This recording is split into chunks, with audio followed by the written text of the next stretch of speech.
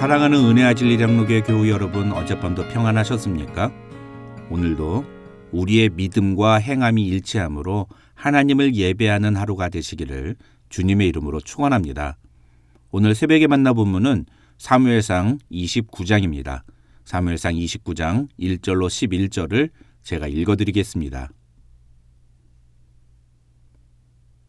블레셋 사람들은 그들의 모든 군대를 아벡에 모았고 이스라엘 사람들은 이스라엘에 있는 셈 곁에 진쳤더라.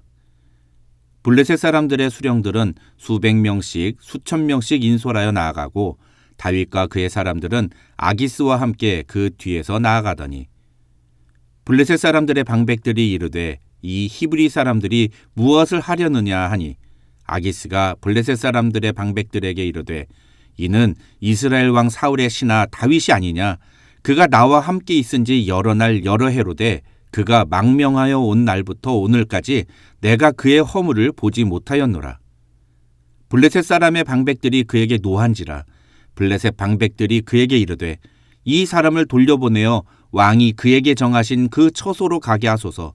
그는 우리와 함께 싸움에 내려가지 못하리니 그가 전장에서 우리의 대적이 될까 하나이다. 그가 무엇으로 그 주와 다시 화합하리이까? 이 사람들의 머리로 하지 아니하겠나이까? 그들이 춤추며 노래하여 이르되 사울이 죽인 자는 천천히요 다윗은 만만이로다 하던 그 다윗이 아니니까 하니 아기스가 다윗을 불러 그에게 이르되 여호와께서 살아계심을 두고 맹세하노니 내가 정직하여 내게 온 날부터 오늘까지 네게 악이 있음을 보지 못하였으니 나와 함께 진중에 출입하는 것이 내 생각에는 좋으나 수령들이 너를 좋아하지 아니하니 그러므로 이제 너는 평안히 돌아가서 블레셋 사람들의 수령들에게 거슬러 보이게 하지 말라 하니라. 다윗이 아기스에게 이르되 내가 무엇을 하였나이까? 내가 당신 앞에 오늘까지 있는 동안에 당신이 종에게서 무엇을 보셨기에 내가 가서 내 주 왕의 원수와 싸우지 못하게 하시나이까 하니 아기스가 다윗에게 대답하여 이르되 네가 내 목전에 하나님의 전령같이 선한 것을 내가 아나. 블레셋 사람들의 방백들은 말하기를 그가 우리와 함께 전장에 올라가지 못하리라 하니 그런즉 너는 너와 함께 온 네 주의 신하들과 더불어 새벽에 일어나라. 너희는 새벽에 일어나서 발끝은 곧 떠나라 하니라. 이에 다윗이 자기 사람들과 더불어 아침에 일찍 일어나서 떠나 블레셋 사람들의 땅으로 돌아가고 블레셋 사람들은 이스라엘로 올라가니라. 오늘 본문인 사무엘상 29장의 내용을 한마디로 요약하면 가드왕 아기스와 함께 블레셋군의 일원으로 이스라엘과의 전투에 참전하게 된 다윗이 블레셋 방백들의 반대에 부딪혀서 블레셋 연합군에 합류하지 못하게 된다는 것입니다. 1절부터 5절은 블레셋 방백들이 가드왕 아기스에게 다윗에 대해서 컴플레인을 하는 내용이고 6절부터 11절은 가드왕 아기스가 그런 분위기를 다윗에게 전달하는 내용이 기록되어 있습니다. 사실 지금 상황은 다윗의 입장에서 보면 매우 난처한 상황입니다. 자칫 잘못하면 장차 이스라엘의 왕이 될 다윗이 이스라엘군의 군사들과 싸워야만 하는 상황이기 때문입니다. 그런데 결론부터 말씀을 드리면 하나님께서는 다윗이 그런 말도 안 되는 상황에 빠지지 않도록 막으시고 다윗을 그곳에서 빼내십니다. 겉으로 보기에는 블레셋의 방백들이 반대하여 다윗이 전투에 참여하지 않은 것처럼 보이지만 사무엘서의 저자는 이것이 결코 인간의 결정이 아니라 하나님의 주관적인 개입에 의한 것임을 이야기하고 있다고 학자들은 설명합니다. 어떻게 그렇게 말할 수 있느냐? 그것은 바로 어제 다룬 28장의 내용과 29장 그리고 30장의 사건이 일어난 시간적인 순서가 뒤바뀌어 있기 때문입니다. 쉽게 설명을 드리면 블레셋군이 이스라엘에 있는 셈 곁에 진을 치고 이스라엘군과 대치를 합니다. 그때 아기스와 함께 그 자리에 참석한 다윗을 보고 블레셋의 방백들은 다윗의 참전을 반대합니다. 그래서 다윗은 시글락으로 돌아가는데 돌아가 보니 시글락이 아말렉의 침략을 받은 것을 알게 됩니다. 이 내용이 29장과 30장의 내용입니다. 그리고 그렇게 다윗을 돌려보낸 블레셋 군대는 이스라엘로 진군해서 수넴에 진을 칩니다. 거기서 블레셋 군의 진영을 본 사울은 마음에 큰 두려움이 일어나서 신접한 여인을 찾아가게 됩니다. 그 내용이 28장입니다.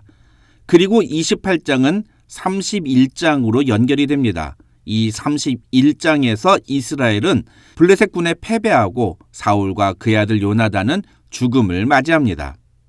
학자들은 이렇게 사무엘상 27장부터 31장에 기록된 내용이 다윗, 사울, 다윗, 그리고 다시 사울의 순서로 기록되어 있는 것은 사무엘서의 저자가 사울과 다윗을 의도적으로 비교하기 위해서 배치한 구조라고 설명합니다. 그리고 그 의도를 한마디로 표현하면 사울은 하나님이 버리셨지만 다윗은 하나님이 어떤 상황에서도 보호하시고 인도하셨다는 것입니다. 다윗은 아기스와 함께 블레셋군에 참여하려고 했습니다. 이런 판단을 보면 어제 말씀드린 것처럼 다윗이 블레셋 망명 시절에 하나님을 전혀 의식하지 않고 살았다는 학자들의 주장이 타당하게 느껴집니다. 그런데 하나님은 다윗이 이스라엘과의 전투에 참여하도록 놔두지 않으십니다. 물론 블레셋의 방백들이 하나님의 뜻에 따라 다윗의 참전을 반대했다, 이렇게 말할 수는 없습니다. 그들은 그들 자신들의 판단에 따라 다윗을 반대했을 것입니다. 그러나 중요한 것은 하나님께서 이런 상황이 일어나도록 허용하셨다는 것입니다. 우리는 보통 하나님의 인도하심이라고 말하면 하나님이 어떤 상황을 조작하고 의도적으로 우리를 그 길로 인도하시는 것만을 생각합니다. 물론 그것은 아주 선명한 하나님의 인도하심이 맞습니다. 그러나 우리가 하나님의 뜻과 다른 길로 가려고 할 때 그것을 막으시고 그 길에서 돌이켜야만 하는 상황을 허용하시는 것도 하나님의 인도하심입니다. 오늘 하나님은 다윗을 그렇게 인도하신 것입니다. 블레셋의 방백들은 다윗을 블레셋 연합군에서 내쫓았습니다. 그런데 6절로 11절을 잘 보십시오. 특히 가드왕 아기스가 다윗에게 하는 말을 잘 보십시오.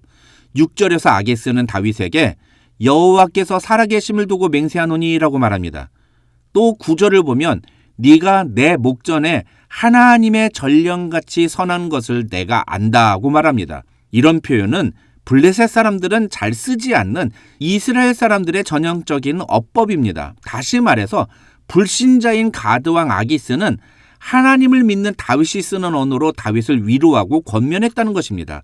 학자들은 아기스가 진짜로 이런 표현을 썼는지는 알 수 없지만 사무엘서의 저자가 아기스의 입을 빌어서 이런 표현을 사용함으로써 이 모든 상황이 하나님의 인도하심과 개입하심을 보여주는 것이라고 주장합니다.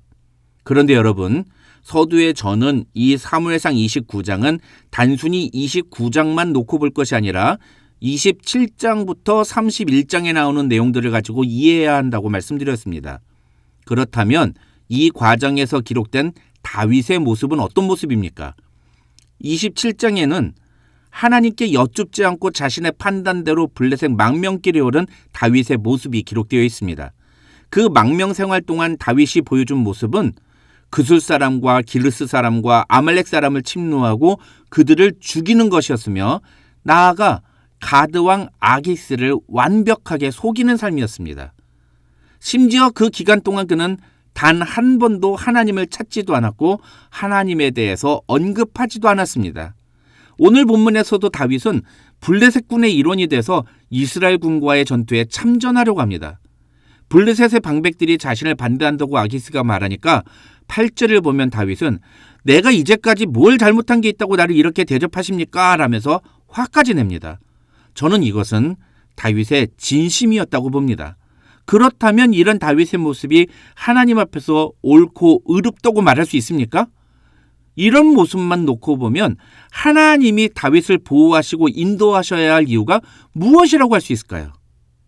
반대로 28장에 나오는 사울왕의 모습을 보십시오. 물론 결론적으로 말하면 사울은 하나님이 가장 싫어하시는 점치는 자에게 가서 주술 행위를 부탁합니다. 그 죄만으로도 사울은 죽어 마땅합니다. 하지만 어제도 말씀드렸습니다만 28장에 기록된 사울의 모습은 굉장히 종교적이고 하나님을 계속 찾습니다.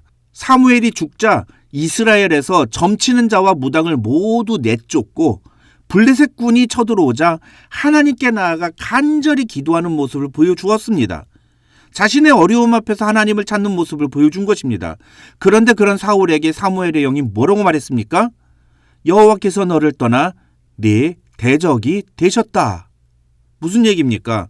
사무엘상 27장과 28장에 기록된 다윗과 사울의 모습을 비교해보면 누가 더 큰 벌을 받아야 마땅한 사람인지 사실 판단이 서지 않을 정도로 둘 다 똑같은 모습입니다. 아니, 오히려 종교적으로 생각해보면 다윗보다 사울이 그나마 하나님을 찾고 하나님을 의식하는 삶을 살았습니다.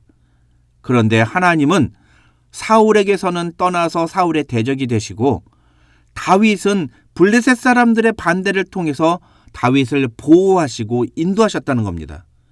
왜 하나님은 우리가 보기에 훨씬 더 심각한 죄를 지은 다윗은 사랑하시고 보호하신 반면에 더 종교적이었던 사울은 버리셨을까요? 그에 대해 성경은 분명히 말합니다. 사울이 하나님을 버렸기 때문이라고. 블레셋 망명 기간 동안 다윗은 잠시 하나님을 잊고 살았습니다. 그러나 하나님은 그런 다윗조차도 보호하시고 인도하시며 결국은 하나님의 뜻대로 이끄셨습니다.